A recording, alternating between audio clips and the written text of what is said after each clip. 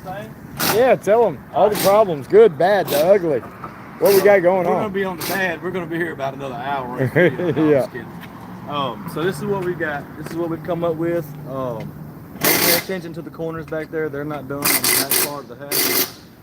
We've got is a old sand rail chassis. It's a C4 Corvette, suspension front and back. 1926 T-bucket cow. 48 Chevrolet dash we cut down right in the middle, took 2 inches out of it, put it in together. Took a junkyard 2004 Tahoe motor, put it behind a 400 Chevy Trans, put it inside there.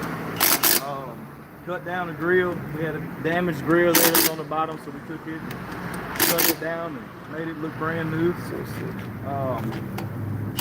Rear coilovers, front coilovers, S10 bucket seats. Let me show you the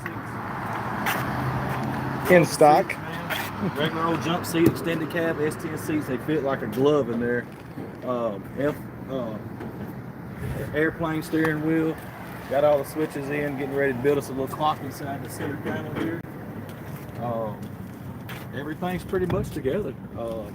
Everything on the car has been hand built. If y'all been following the page, then you guys know, but everything on the car, Mike pretty much hand built. So,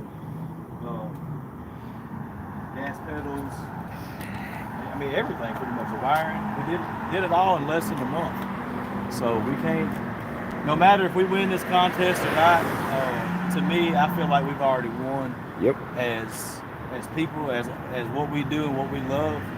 The competition's just going to be a plus if we win. But to us, doing this right here in less than 30 days, when I tell you this ain't something you could just go and bolt parts up, stick stuff together. Everything was trial and error. Everything had to be fitted. Everything had to be took off, put back together.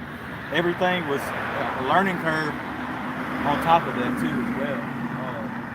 But the car is beautiful, man. I mean, look at it. You can't beat it.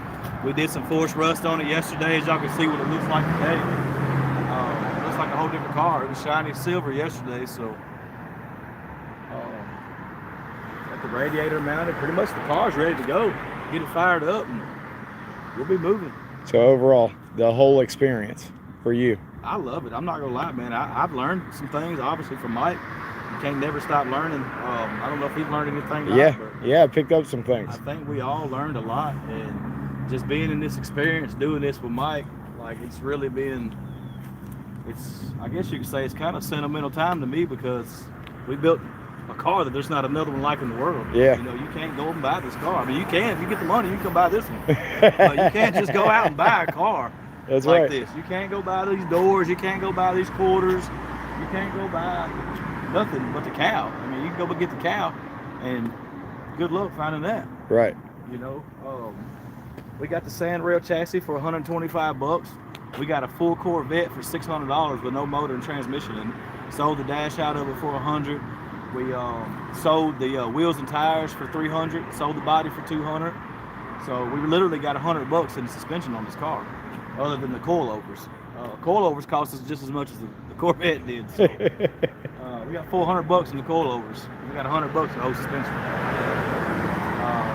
Got the wrist rollers back here, motor mounts, radiator. Let's check out the back. Let's show you on the front here. Show you how it's set up. Look at that side over there. We don't have all this bolted up yet. It's coming. Got it. Yep. As y'all look back here, you can see we brought our brake lines in, mounted the exact same Corvette brake brackets right back to here, brake lines, batteries back here, fuel tank, and all independent Corvette C4 suspension in the rear. So this thing should handle like a Corvette, and it's going to have a whole lot more power than those old 80s model Corvette. We actually got an LS and not an LT1 that was in those cars. Right. So if anything, we got to worry about these giving for anything. Yeah, that's right. Well, I've been told that those C4 Corvette rear ends were pretty fucking beefy. They are. So hopefully. I'm not worried a bit about it. Yeah. We just got to get it running now. So. Yep. So how about you, Aiden? What about your experience? This is Aiden, if you guys don't know yet. Aiden came from Maryland to hang out with us and do this. What about your experience? What do you think? I like it. I like doing this. Yeah? I like learning. Yeah. I learned a lot. Yeah. I keep right Yeah, for sure. Hollywood Raceway, in case you guys didn't know. It's the racetrack over here. That's right. But overall, man, it's been a hell of an experience. I've put together 100 cars over my time, and by far this has probably been the most challenging, mentally more than anything, but it's physically too. I mean, we've not stopped. We've worked every day, 7 days a week, 10, 12, 14 hours a day, 1,700 trips to the parts store. But right. to me, this has probably been the best experience of building a car. Anybody can go buy parts and put parts on a car, just like I have my whole life. We bought fenders, we do this, we change things, we put different bodies on different chassis.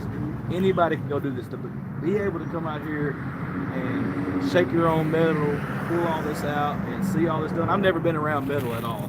I'm a paint body guy, but I've never been around any type of forming metal. And this, to me, alone was an experience that I could take on and use later on in life. But seeing Mike do this and roll this stuff and bead roll everything, you know, I've been here through it all, and I've learned a lot too. And I've put together a lot of vehicles, but this one by far has taught me a lot. It really makes you appreciate the work that Mike does here, because people don't realize the work that goes into this kind of shit. And if somebody says that he might be too high, or this person that does this might be too high, tell them to go get the tools and do it themselves. Right. And see how their work turns out. You've got to have, you know, a ton of tools to be able to do this kind of work. And you got to have the knowledge. I've seen Mike literally take shit and eyeball it since I've been here, whack it off with no measurements or nothing, lay the shit back down, weld it up, and it's there. Same way he did with the chassis. I asked him if he wanted me to measure the chassis when I went and got it. And he's like, no, it'll work. Guess what? It worked, but we're looking at that far on each side of the headers, but it works. You can't beat it. I mean, it's fit perfect. Show them. Look at that. You know, you can land an airplane in there. Come on. 80% of the things that went on with this car was off of instinct and just get it and let's make it happen. That's what this was. This was nothing that, hey, let's pull a tape measure, let's go back and buy this and buy that. It was none of that, man. We've got it here, and Mike started cutting shit. Literally the day I brought the chassis, he started cutting on it, you know, so we're here. We're tired, we're beat. Yeah, full custom. He's got to be beat. He's put a lot more hours than I have. I've been here as much as I possibly could the whole road, but the last 3 weeks, we've all been up here busting ass. Everybody, Hayden, Steve, Joel, Greg. I mean, everybody's helped us out a lot on this car. Yep. It's been a fun build, and it'll be a build that I won't never forget. You know, I can talk about it with my kids forever. So. And some more fun parts is, look at those custom LS tensioners. Yeah, the alternator. Yeah, this tensioner you can't go buy this tensioner. It's all been cut and whacked, and alternator's mounted on the body down here. It's not on the motor. A lot of stuff we had to do that we wasn't expecting to do. So here we are, we have to leave at 7 o'clock in the morning, and we're trying to get the car running because we just knew it was going to run with no issues, because I knew it was running to come out of the truck. But obviously we change up everything. It changes a lot of things, and we wasn't focused on that. So now here we are trying to leave in the morning and won't run. Car don't run. Here we are, waiting on the scanner. But I can tell you this. It's going to run. It's going to run. And we took it to the alignment shop. And the alignment guy was like, dude, I'm impressed. This car was built from nothing. And it was pretty on the money. Few degrees here, a few degrees there. But my personal goal, we're going to let the people that know LSs, I don't know LSs, I'm going to trash talk that the whole time. Because if we would have had a flathead in this, it would have been driving by now. I'm kind of kicking myself in the ass for this one, man. We had a small block Chevy in this thing. It would have been 3 wires and it would have been done. That was my idea. I will agree with that. But it will be a lot of fun with the LS in it. I will admit that. And so I'm going to try to make some inner door panels, fit and finish a few things. There's a lot of things I'd like to finish better, but we just don't have the time. So I'm going to finish it to the best of my ability. And, if we got to leave at midnight tomorrow night and get there by 7 in the morning, we're going to make it happen one way or the other.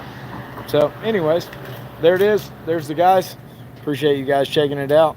We'll see you next time. And yes, I figured out how to turn this shit off. Boom, look at that.